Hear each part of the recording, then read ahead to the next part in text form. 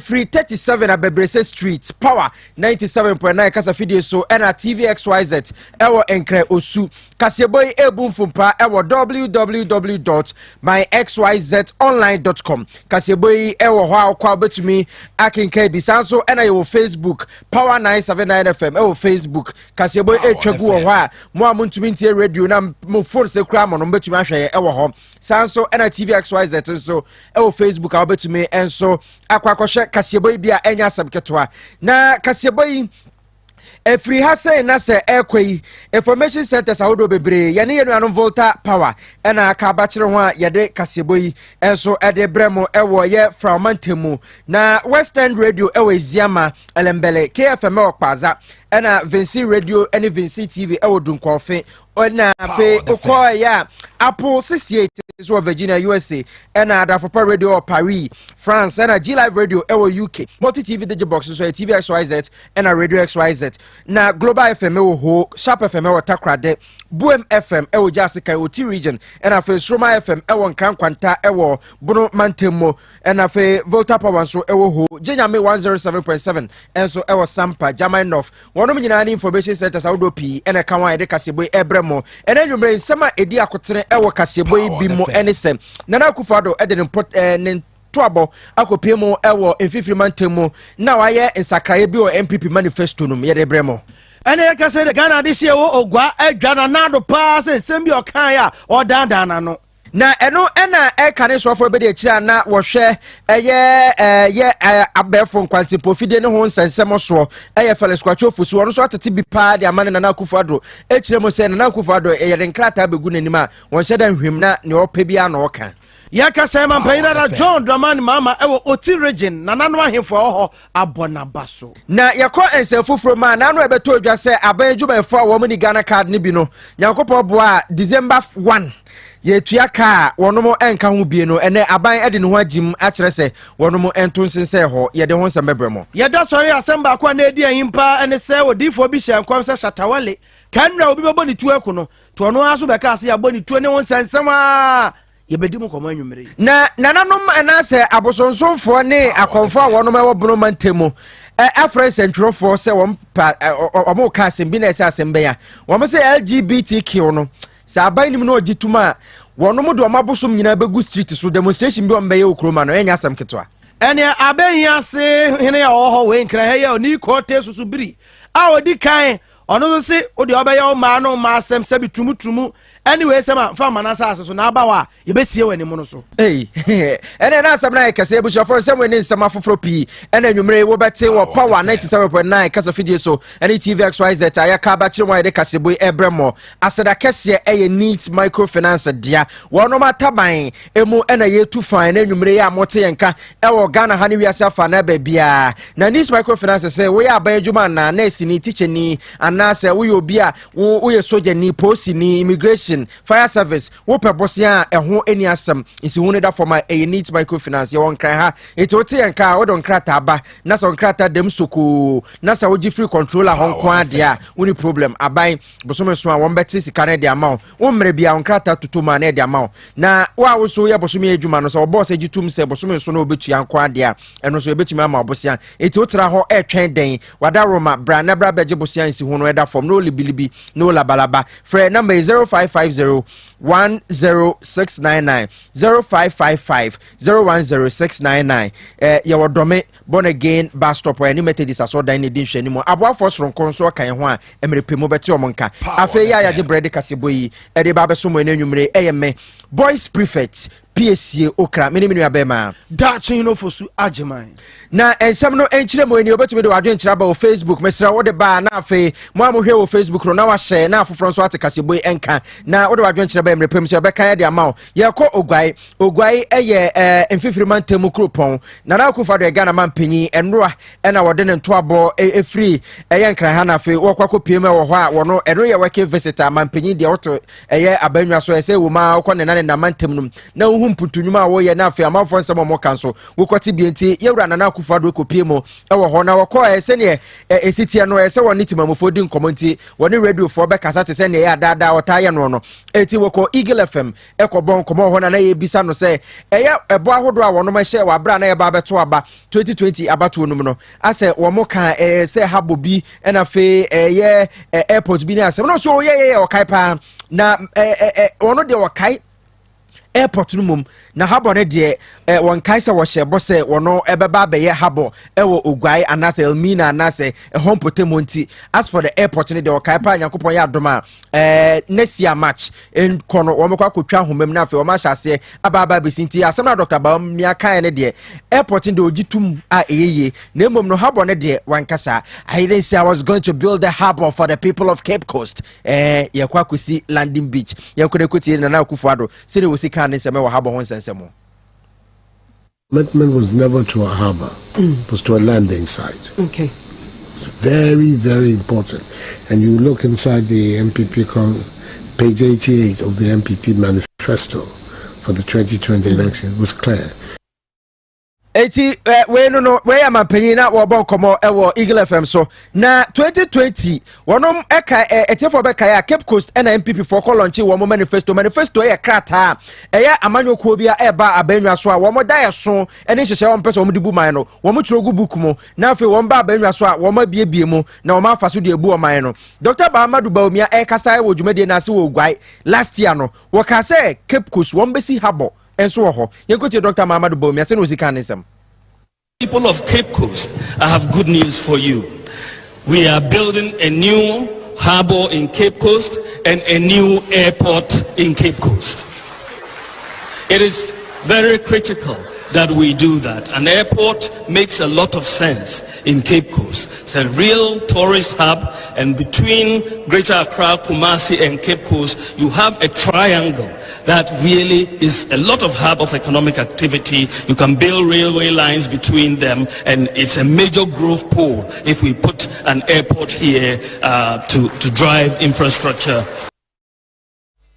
Kakum yagine kwakuo num ena mpanyefo so se techema wo empro techema be pro na frati asefo ti techema ne mpro ya asema wo kan ye no na insetrofo ho ye twa bigu ahoma so we de no libilibi no labalaba o da ho playing eno ho nsam no na amafo bebre na ebisa se eti sansem ya ekoso we na se mampanye de Ghana for bocha skill ana se wo sheda kan se na be amfifiri mantem fo ebeto aba e de ama ene BP fo free se amfifiri mantem e ho na ndisi for you omora ne mate free eti na ya atase na na omuntia wono ekoka asasem na na nsem ye bekọ ma ben e wa manyo nsem na afi nsem bia ade bia obeye bia asam omanyo ni no anase obi a yato aba ma no e ya na so nsunsuanso eti ye bekọ na ye ne eye political communicator a wasan so eye senior lecturer at University of Ghana Legon yewura Dr. Kobi Mensah ye ne no bon komo na bisa no nsem we Dr. Kobi Mensah wotemen ka Power FM Tvxyz tune ya ma adwuma akwa aba minim se sanchi no ahwe ya aba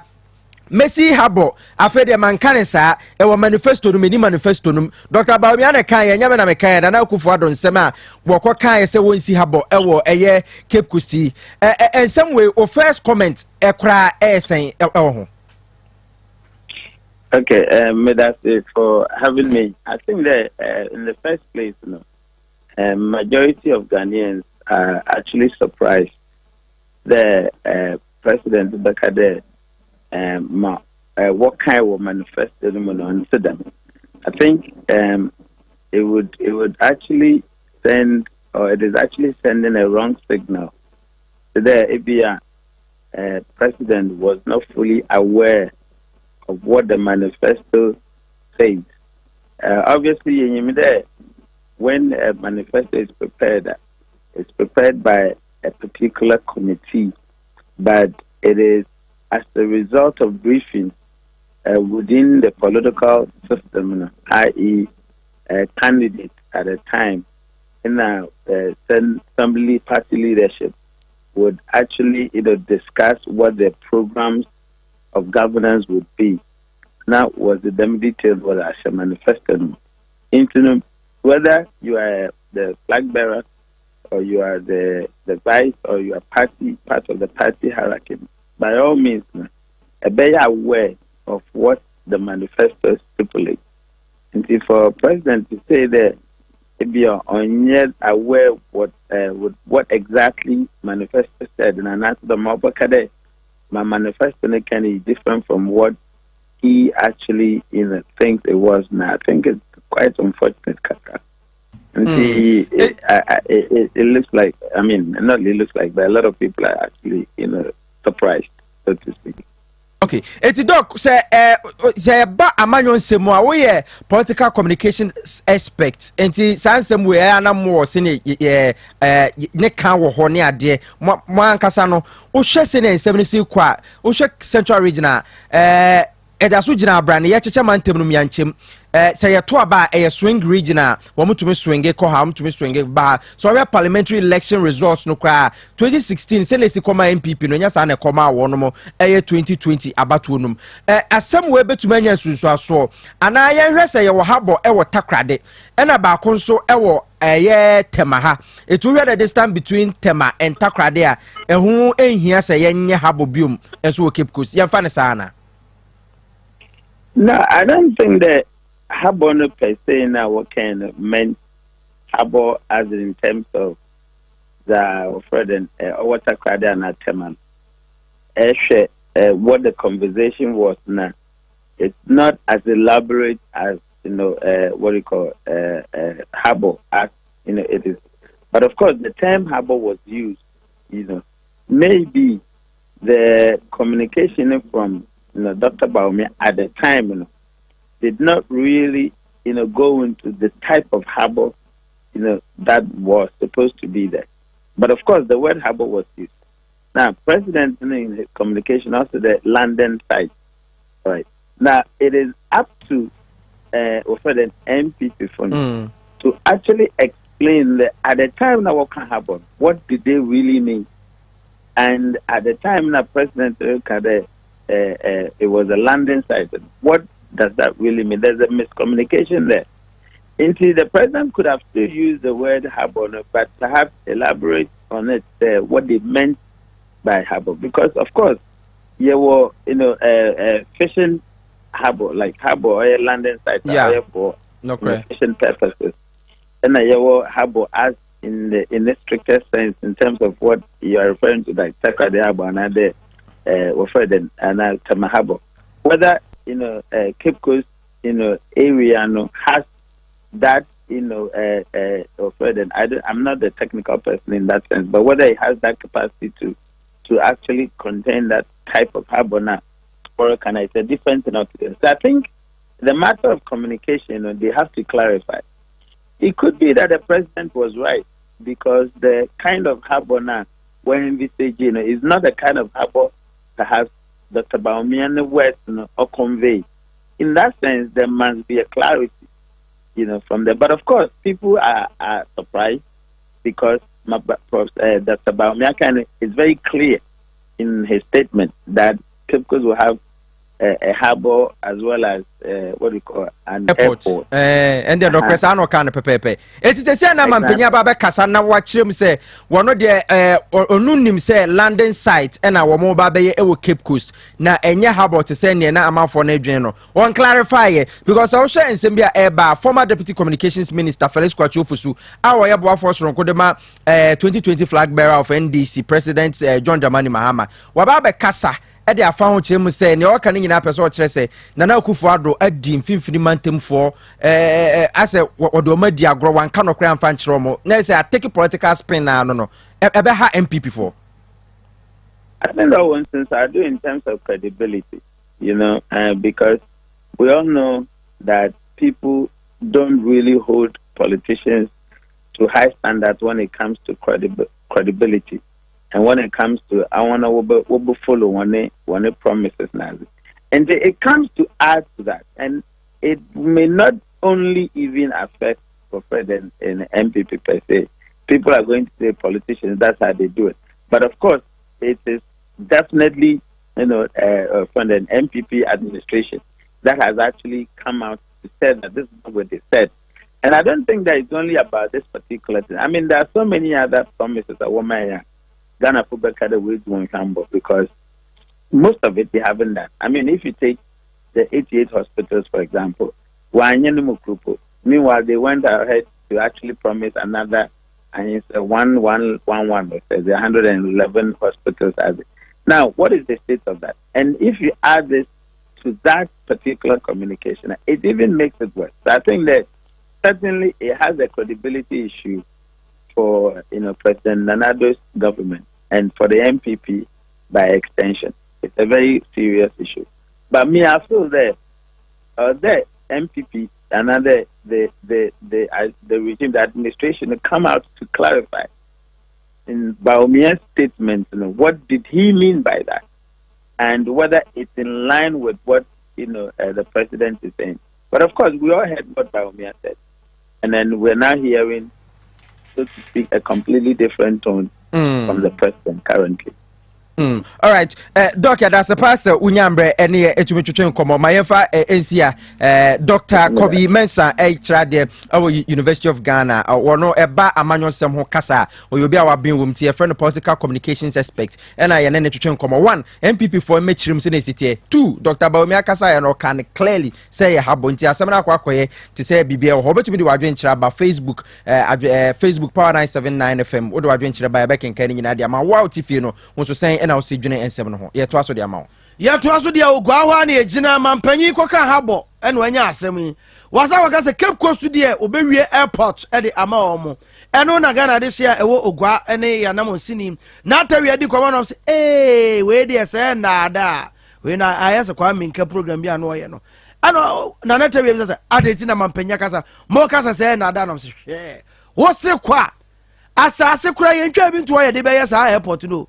It is every message na bia na mampanya begina waka no wam do ma wo se wedia wadada wo mu kra na se no mo gina na adu dipa wo to abama na ase de bo se o se wo mu nyina no ogwaman po de o mu nka Ghana wo no ja mo adwa lie rough yenti won Fado ntumi nsi airport no wo ko ma mu akufado abadaga hen o bezine na akoshi akufado onye nyimpa bia fa manye ni gwafo because omuyen brother akufado omuyen kitikitimpo sa akufado bunyana nti okada obesa ma hen nko ba ka te so do baby wanya she afa ma hen ebe mo fama kakra mo po no school fee di no po aya sam airport bi amba Cape Coast ya but am there na nadon sa wenyim ni zina oya na nado bedisika Cape Coast na mpo tumuba obedina Cape Coast University yan ehin na mpo omba no wo nti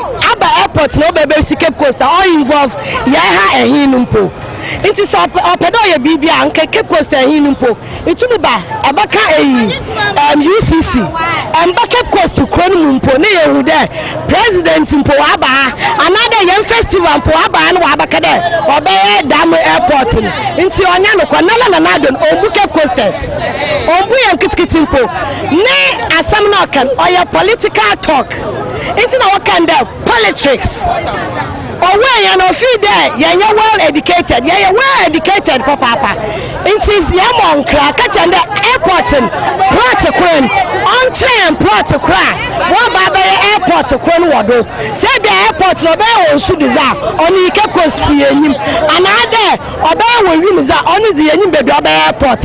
If 5 years when 2 in single chips compound amaganyeza Zaire be saying that 2 years 2.5 years a working in on the bottom of this airport I'm a central regional the extra agenda 111 why a fanfare short cutting after 3 months of short cutting go to the site there's no project on site going on until ever short cutting why I'm a central region for all catching in the airport if no airport no easy new chrome chebi from what to we see airport amawana your best friend there on for obuka krama central region for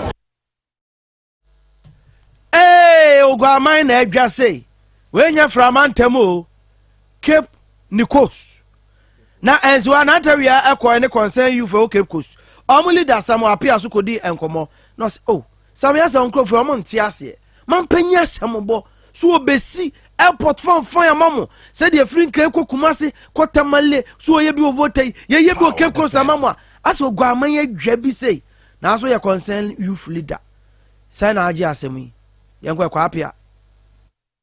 I mean, I'm totally confused about the whole government. But maybe I'm going to. He's a mess of one bed. What is it? Massa, I don't know. Let me know. Papa. Airport to info now. Please, can I show us where the airport is? Airport was info. Mr. Apart from your mama, Boba, or my supermarket man. Why stadium? Why asphalt? Why toilet? You chill what they are about. Massa, airport be here. Oh, you are confused. Samfantinika ayakoshisemo a yenchiremu ha etuwe Cape Coast na Ghana this year or some appear or concern youth in Cape Coast only that na say papa we dey wabru youth so and our patron eso akana adwe we use leader. There's a base 55 and 60. But Nina Fantinica Sakushia as a trade with intro. Nasa almost my penny intro. That's our manifesto. Munasa never baby. My penny don't to mean try you 10 out. Mobinko try you 10 out there forward our home. Now one casa I didn't say then. Yet what I say about so no and I can Deputy Communications Minister Felix Kwachofu so no so from Potemwa Abra Sebo Aquama Kese a home Potemono into Abrade any Cape Coast Kwan went in Sanka Harbor no home in a woman so ebeba so emphasis already a momo and which him say as a Nana Kufado no sorry now okay can Simbia or Pibia na 2016 and ochem say green book no project ni nyina drawings enim meanwhile no kwa hu dance or say drawings na dey on pay attention to details when Ken Nicholas said to train komo no ochem say asem na Dr. Mamadou Baumia kan ye no enya dey say MPP for betuma twem ho afiri say na ye launch manifesto no kwa sa asem no MPP for twem ho afiri ho a enye ye nebom na akufo ado no woro tra dey asi nanima wo hu eti papa na nkasa na asa aka ne kakra say wo kan ade ate ase no eno so different obekan ade ne wo na nti ase no so different wakasa we inside politics so and I want Ken Nicholas to train komo yen kwani kwiti Felix Kwachofu su sino sika nsem Sabi when say it is a very embarrassing situation they are say dey wupa say o mampani mu a wan kasa wudi party anim na makoboja wo Cape Coast say mo ye man so na wo vice president be gina ho etu na do na mu tu se ho say nyame ya adom na Ghana for tu mamu a wo be si airport ne eye habo e wo Cape Coast na mo wie na mafan akre etintim wo manifesto mu na wan kasa why amambre a launch manifesto no apa ho ntuma na say infie ana afi ba ko echi ye interview say sa habo no e ho nsam sesen a wo be bi wenu maka say wan chebo bi e sa na mum eye landing site when it is extremely embarrassing eye di wo papa what it means me say eye amampani akufo ado amemu a ogun who could go France. But they say he suffers a lack of attention to detail. There's no beer. Would you do much and say, or the closing? Or no beer, or to me, they need tea and memo nechi. If he never basa, a man for Yanaqua. Now, a idea how to what it means is that what's that? On any MPP for after Ghana for any idea of moving. This is a man paying him. As I was saying, he is not aware of the contents of the MPP manifesto. If he meanwhile so manifesto always be a try. A flag bearer. I in this case not Oya Mampinino. And there was a ojitum. It's also no na. A home asudieno. Yede babe time and sana sa manifesto na about the figure. It is a particular launch manifesto no Mampini to meet in a bedroom. A sign it or what I was there. If any president no power the fair. What's that training manifesto one. Na e ha dream baby is one as na many wuye papa company akufo Felix Kwachofu so former Deputy Communications Minister ono enejirema NDC wo Abra Sebu Kwama Kese wo Abra na yeto aba na nka wo gina mu se yento aba ma no membra chebedwani na so wanya wono na one Yenua Nicholas yose na twetwe nkomo wo inside politics so no se na ewu e de ama manpanyi pa ene ne akwa manpanyi dara John Dramani Mama Akache yakasai o Oti region na odu o wakona nanom ena ase no ma akodi enkomo Oti region ne so eka enase aprobo a manpanyi dara John Dramani Mama ekomantam ni nyina ede Ghana fo ase sa abato ayoto ye no Ghana fo kire ne do ewom say abato komisa I'm declaring president there so on na kuma there oni say this amanyoku ndinkunim pa Ghana fo pie to abama na yefe enwo aseda eno de enam no oti region na no so je no first man na kwaba eho ena na kenewu chederi a wotoso mienu ekasa eno bo man panyin da mama abaso se mo wa brantie mu oti man nyina ado puntujuma we ye bia di ho dance ye bema woni mu onyam obra ho ase wo mu odu chese busane mrane sane hase na grab it so kan baby says do and die 2024 bi won to ase kasa ko na woka ko so agina mudiam ma kokonya du kasa kirem tumi ade ma de na na kasa yenko tie o hene no John Dramani Mahama, Ghana's Lee Kuan Yew, Ghana's Obama, Ghana's Mao Zedong. You and your entourage are 1,000 times welcome to Nkwanta in particular, and to Oti region in general. The ecstatic manner in which the people of the region are called you a tumultuous welcome whenever you are in the region is a manifestation of their respect and love for your person and your values. And that can partly be alluded to your charisma, openness, honesty, tolerance, and above all, your humility and God-fearing attitude. Mr. Mahama, if you were not to be God-fearing and had chosen to cling tenaciously to the tenets of power, you have unexpectedly plunged this dear nation of us into an unparalleled state of pandemonium, or simply into a state of higgledy-piggledy, which would have been too nasty to contemplate when the people's verdict in 2020 general elections was simply trodden upon and shamefully stolen. Mr. Mahama, bear in mind that during your term of office as the president of Ghana a couple of years back, as the People's Day president, Ghana was viewed as the icon of democracy and the oasis of peace in Africa. Is it so today? I humbly wish to aver that with the unflinching support of the stalwarts of the great NDC and the numerous loyal activists and supporters of the country, the presidency of the country is yours for the taking come 2020, even without reference to do and die. Etefo na nanu matra konwa ewo woti region penya oda omano na kende wuchederi a otoso mienu wetu say retired headmaster jibrofo kese tumultuous ganganto welcome sir I can say tumultuous ayo momo person egu tumultuous ya person e tumultuous hey massa uti hipogidi say go kosu we me free go kosu oh na Larry brofo ebushafoti yefri oti mantemu na afeyensa emra na emepiem ewo nkrapupuri mantemu ena wempo de na efa Ghana fo nyina ho na meeting bi ko so enne ni nyina ene se aban yes so afọ awon na hwe adwuma ho nsem so wo Ghana High Employment and Labor Relations Minister me ofa bafo wu aso nyane West Marshall bedwani na no ni nyina ne se Controller and Accountants General Department the announcement bi ba say Ghana card no ya de emra wo Ghana ha say we Ghana ni se wunya bi enti ye kwose sa mra na ye de bae no wuni bi de ne a free operima boso me dey di kan say ne o ya ba adwuma ni na etua kana wansan kan de na se bia o ni Ghana card no ena organized labor for buffet no se hwe hene ne ha Ghana card da man for kwotro mu din a yes oba yes ochena no afa de mo de mo incompetence no mo ba beto adwuma for so na ende ase ene Ghana Federation of Labor for Abraham Kumsi mo de krata bai edi bebom say pow na afa we musu de om de bebom TUC for de om de bebom ti minister no to ana no ho hyehye no ochro krata no so eso mu hia wo ho nti ene Controller and Accountant General Department penyipa no wo ho ko hia mo obi organized labor for by be two tag from penny for na TUC General Secretary umko pie mu ono na say kasem no na etumi ko 13 to mo kan wie no na say aban say controller entry asem na nsan say oni Ghana card wontumi nyi aban aketua no omo ntwensa na ebom data na controller and accountants general department or no fasa data ni nyina fama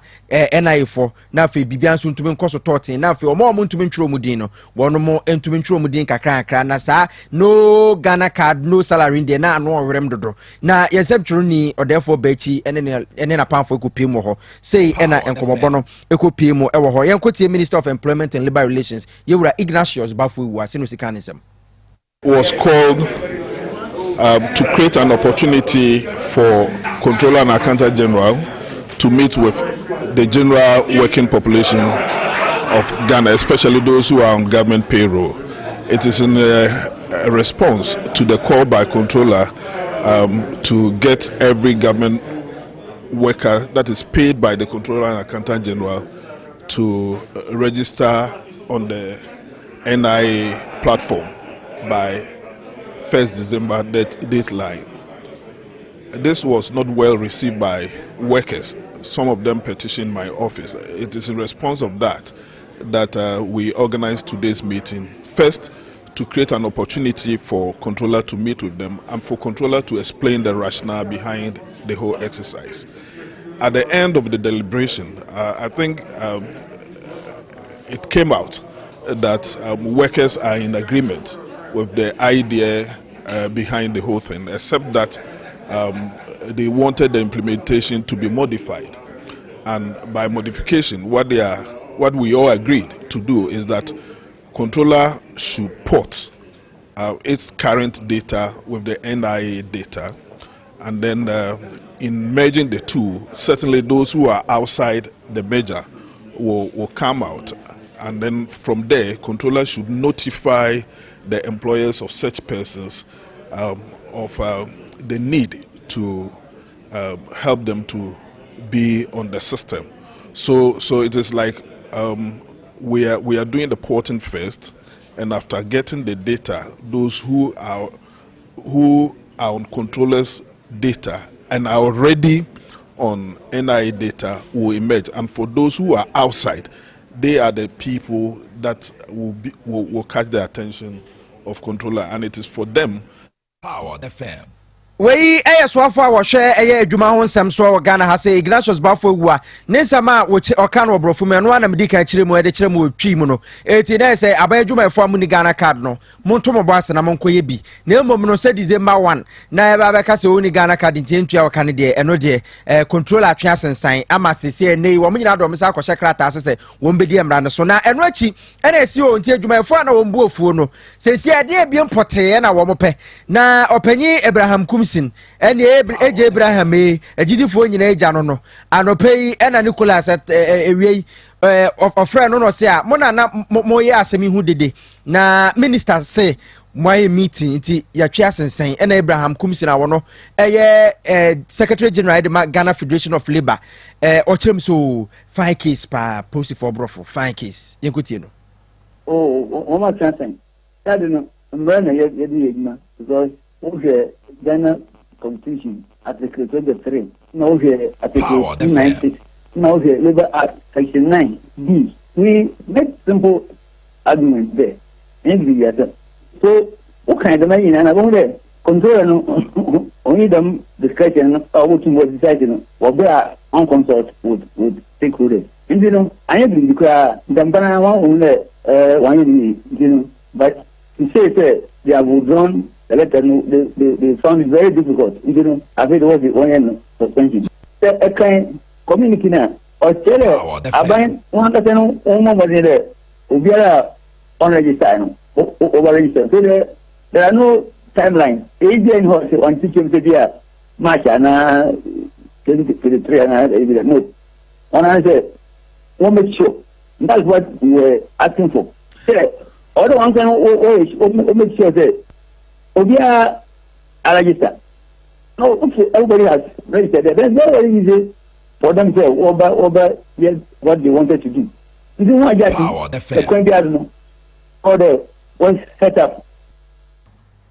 We Ghana Federation of Labour one more for penyin yewura Abraham Kumsin na wakasa we inside politics so what in some way editu joint teacher say no Ghana card no salary no adwuma for your chance and sign enti wa oni bi no o de October na koye na afi ansa na yasade emra foforo aba ɛnra nwumre firi no so ɛkɔ ne enyinya ne nte yɛsɛ shatawale abonitu na ye hu ɛna yɛ no ma yɛbɔ mpa na yɛ sere nyame nyame ne nkwa so abranti ahia afi no obesakra bɛka nyame sɛ mi bia ma yɛ hu ne mɔbɔ baabi ɔda bia ade akye ne ɛkɔte ya shata abɛyɛ post sɛ ye hu ne mɔbɔ agro na no wodi ne nyina ne sɛ na Bishop Stephen Kwasi Apia adodo na asanmra ne Jesus ahofɛ ɛsɛ nkɔm sɛ 18th October shatawale yɛ ka kyɛ baabi ɔwɔ sɛ ɔnkɔgye mpaebɔ na wahwe obi bɔbɔ ne tuo tije de ne duye no ɔno ɛhyɛ da ayɛ bibi sei asɛm ne nyina enie asɛ pate no sɛ ada na mutu nipa akoma saa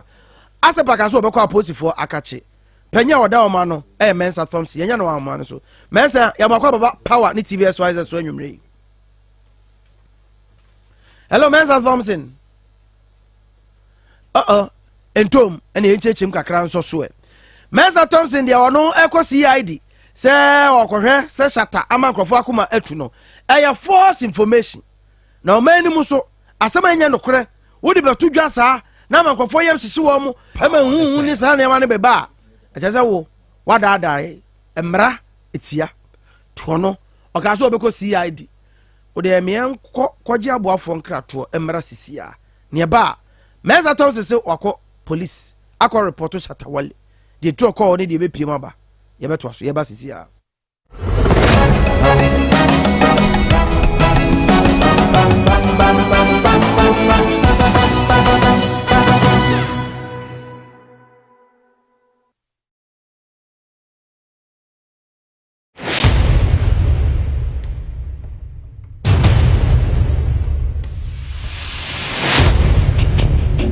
The average human body mass should have at least 60% water for optimal performance in any physical or mental exercise. We can help you maintain it naturally.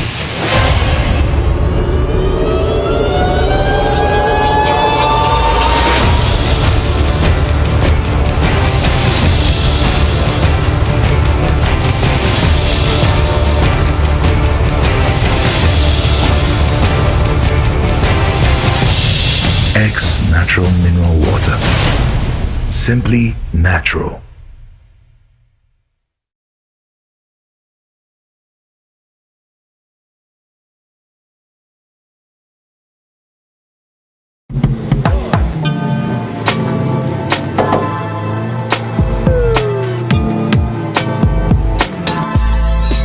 Welcome to AutoCheck Vehicle Diagnostic and Licensing Center.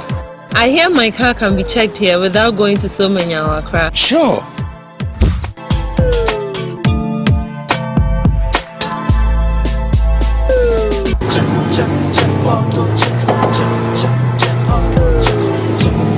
Emission, check. Alignment, check.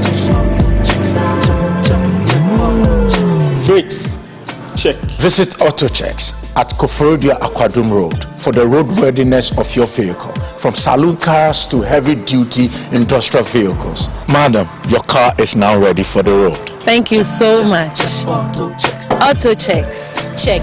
Auto Checks. Your safety, our priority. Check. Auto checks. If I cry na menyisika, etia ye mefui. Ehin papa na menya bosia edi atre medwuma yimu. Kai kra mabre mi ye bosia ato taxi fufu. Suhum Rural Bank. Suhum Rural Bank.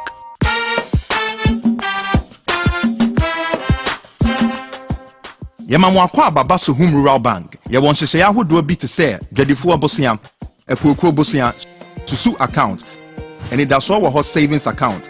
Me bada chain savings account ene de akeka ho. Suhum Rural Bank was 034229186. Na won so wetumi aka sɛ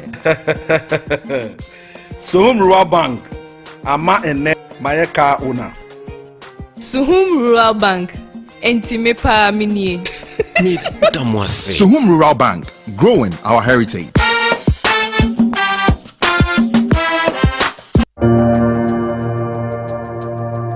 Welcome to the Royal Dazzle Event Center.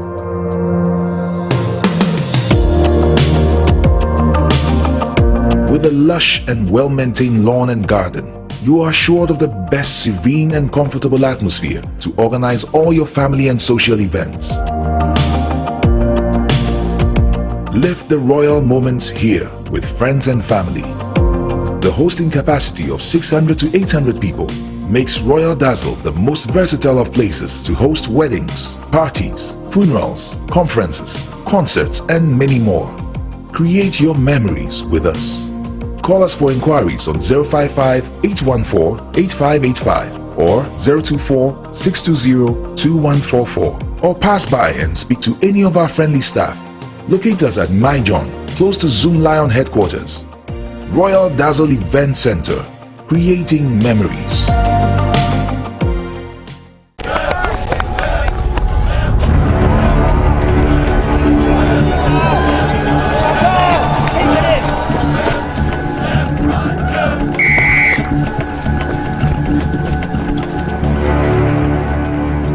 We are one man short. Should we invite him? Yeah.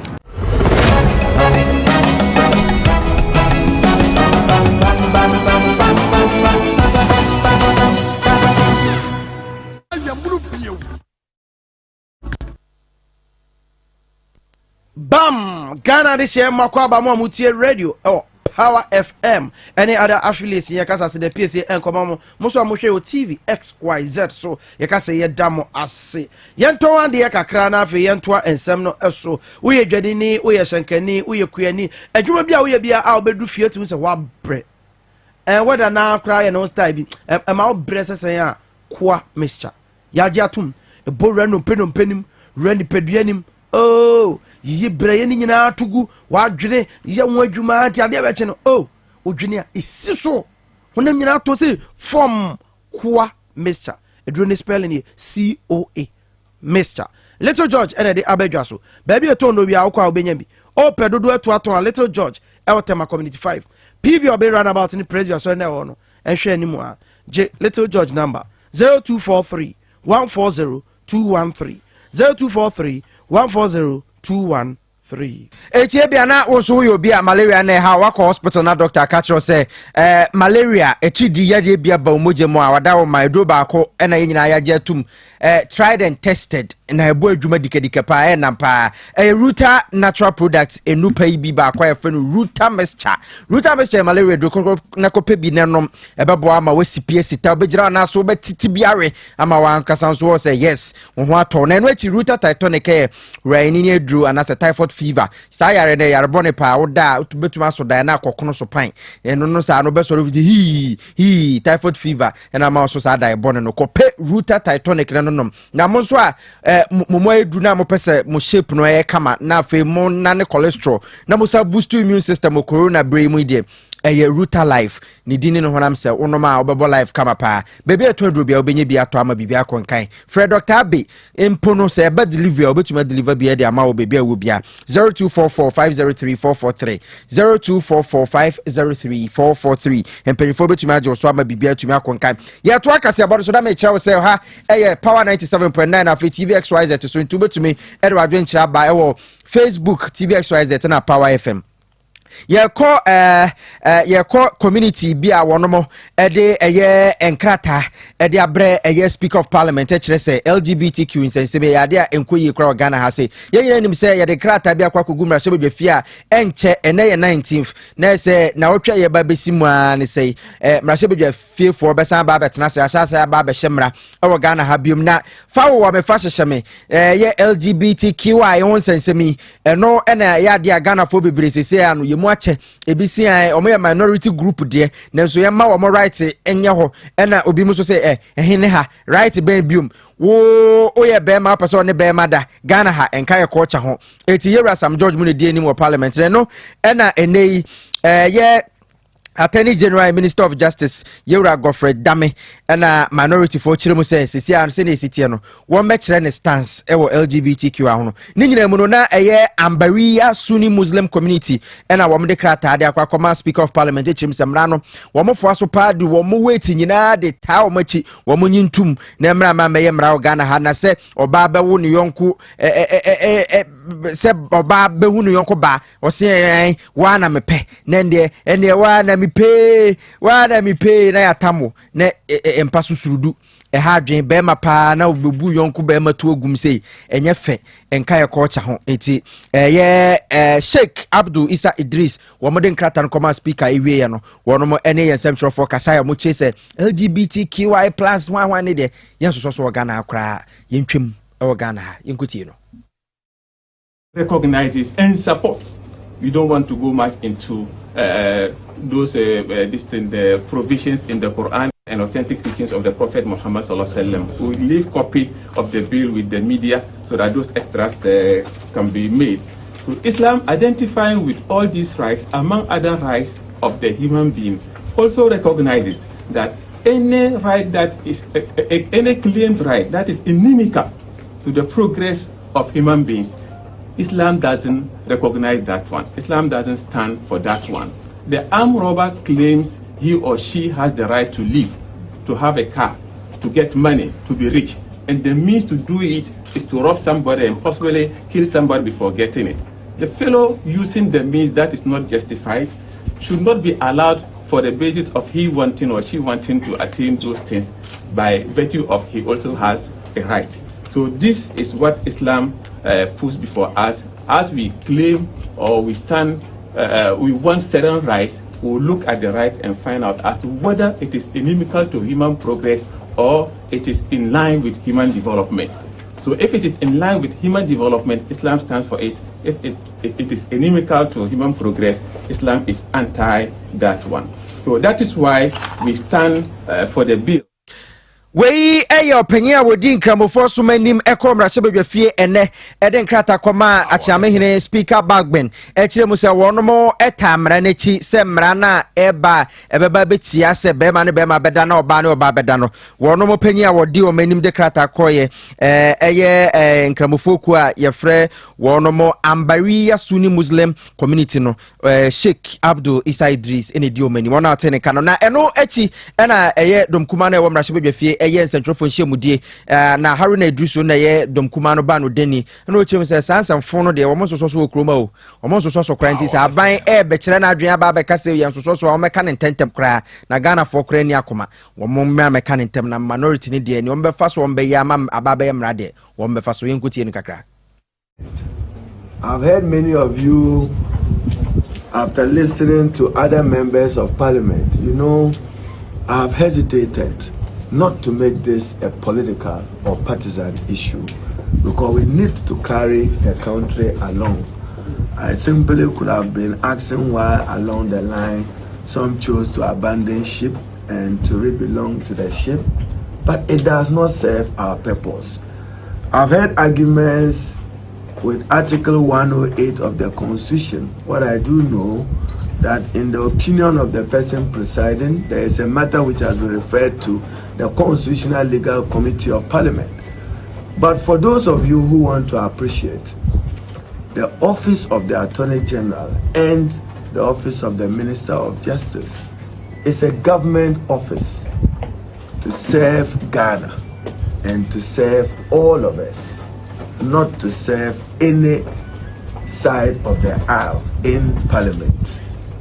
It will be significant and refreshing to know what the thinking of the Attorney General is on the merits of this bill. Which aspects of it does he agree with? Which aspects of it does he disagree with?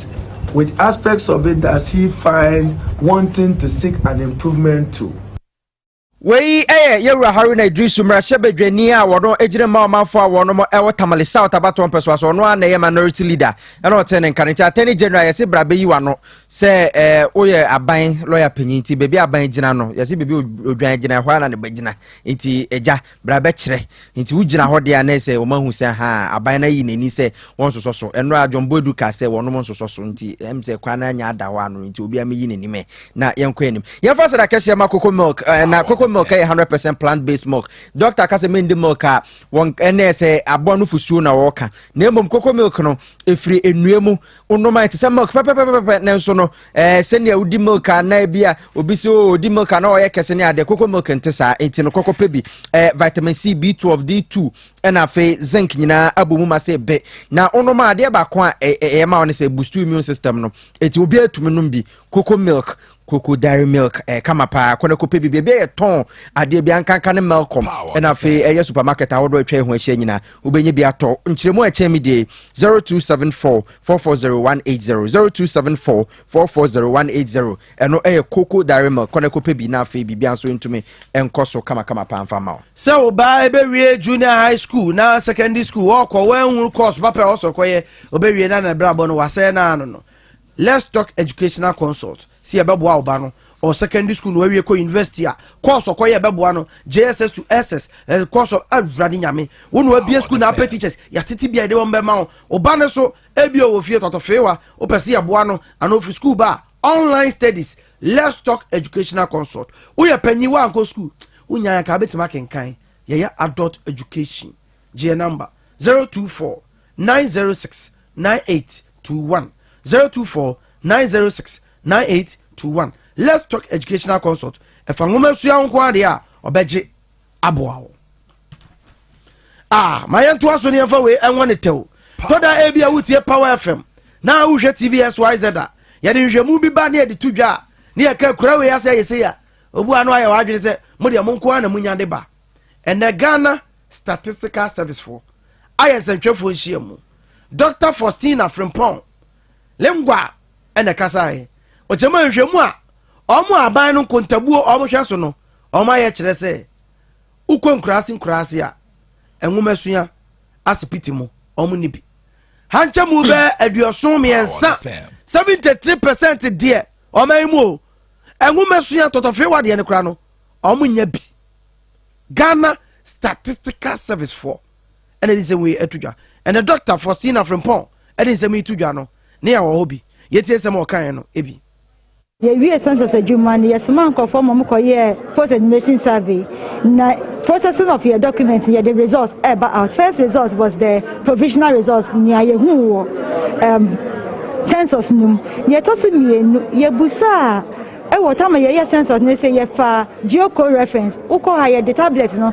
ye fa the coordinates wo efi edan bia so inti dan no ye busa say dan ye de den e bia comfort nem and e bi so say ye de hospital ana ye de school ana say ye police for ana say bank nia ye fa ne say school no ye pese hu say school hu onfa so e maye school no enipa no mtete mantemo no e kwan wa so mo ko school mo ana say e ben ho mo munya school no e na fa say busa say hospitals ni ade no e ben obi yare a obetimi akọ denim wa no akonya ayare sa na e na fa so bank no say me hia sika na say meji busia bi di ya madwuma bi a metimi anya bi a metimi ade akọ na nyema miensa na ne hwehwe no na ne ye wo mu difference for education no ye wo mu say education policy of Ghana no e che say e wo say obi already 4 to 5 years or call preschool before primary nursery 2 years what before we be no now courses na ka primary and access no so we this 6 years or na ka dey akọ JHS so e be di mfie miensa into obi e we di mfie enan enum e kwantintin ben na so bi otimi ko ansa na wetimi adi school yi ye hwɛ mu abefo ne cheche say ense say obi a okọ preschool no okọ more than a kilometer into ye nhihye me hwɛ say obi a okọ less than Dr. Ba Frimpong so Ghana Statistical Service ena ote ne enka no ma me nka fu Dominion Herbal Parlor ema we onante kakra ya adwuma kakra no abre ukura de ontantu mirika so akome bo peli sa BP ewo so we chinkase to da hututu ni ade nyina Dominion Herbal Powder but for zenka jo say upensuo hie anopa fagum nanum nom anwumere obeda fabigum num na ya manansa ahututuo ne mmere ya akoma ya abu ni nyina atu ediko baby etondo bia Angel Dominion Herbal Center edi abedwa so ubenya edre bi ewo kayo edi Dominion Herbal Powder G number ebia na pedodo etu aton 0543 158 195 0543 158 195. Ma men Camfo Health Alert Clinic and for my ebia na also ebia bibi da also one medua to aso enko opese okwa de kro Health Alert Clinic e wo machines imfidie e de hwehwe honam num ehunu problem a e wo honam num eti wadaro ma yo Madina haya nkran Madina Post Office ye ne din hwe ni mu health First Atlantic Bank na chi hwa abronsa no so okwa yiwo mfidie de hwe nipa akwa mu hwe are ahodo ene fruit so kopemo na ase massage ahodo nyina ye bema obi enduro no so ano nam kona kwajibi na fe ukona akasa me ha na me hwe wa ma lab na ye test na ya ye de nua ma ye num boda fam kama pa adwumamfo ene te Health Alert Clinic wa kuma bo periperi ontume nda ho hyehyɛw ebia yare kwankro bi da so pese o manage ni ye de bibiduro kan ampenyefo agya tum se ye mfa ensa yare eno ena ye de be ma Health Alert de wo mo enya ira kwankra nkra ha ya wo mo na mani 0242 518893 0242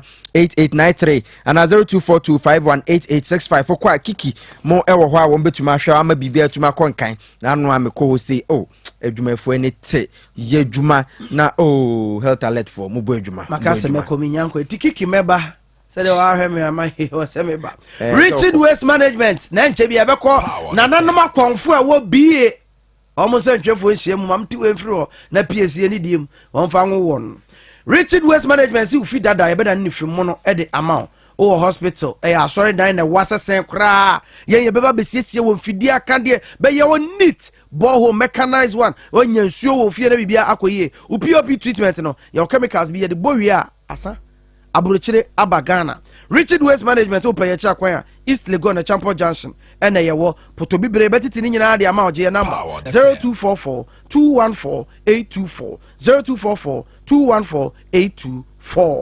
BC56 cream ekrobewu diabetes krowa kwa enko kope BC56 cream efri India na abayaje tum we de eka no boko BC56 cream all sakru krubia kura na so den te se kofi babone mesraw kope BC56 bebe eto aduru bia obenya bi na nkra ha sei ukọ eye okansi dragle na buso Elohim Pharmacy wa Depa House ebi wo ho na fe tudu mosque no afla o Kimbu Station adabraka ye de Melcom na din hwen mu Madina so saa ye be Melcom no na mani ne 0552667712 Kelmet Pharmaceuticals for na kwakofa edu papa yaba India ton ena ede aba BC56 cream ekuro bia bewu yanko bono ena emfa so reso Bono East bono ena hafomantem ena konfo ye nana no malamfo chese wonum nyina chirem se LGBTQI ne ho ahwan ya oba na de akoda se ne bema pa wo ho bema wo abodwisa na busu onwi wo ho se wo po yonko ba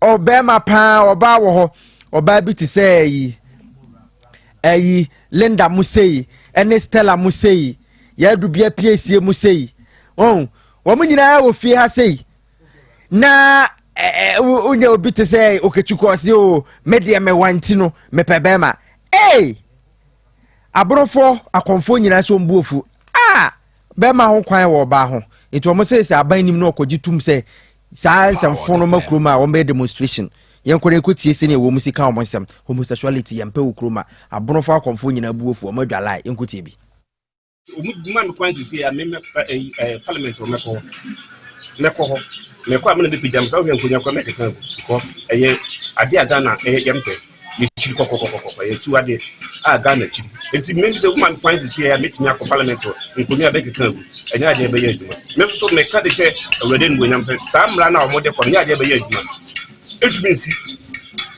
etumisi aja esia ena ede ye chen beba ena yen so so aye ni mamamne na amane no ye betu ehu asi wasanya ade be na sai kana nanu ko krata nkam be hu se ye din kan na pra wo ka we ya ne ye be kan se eye busudie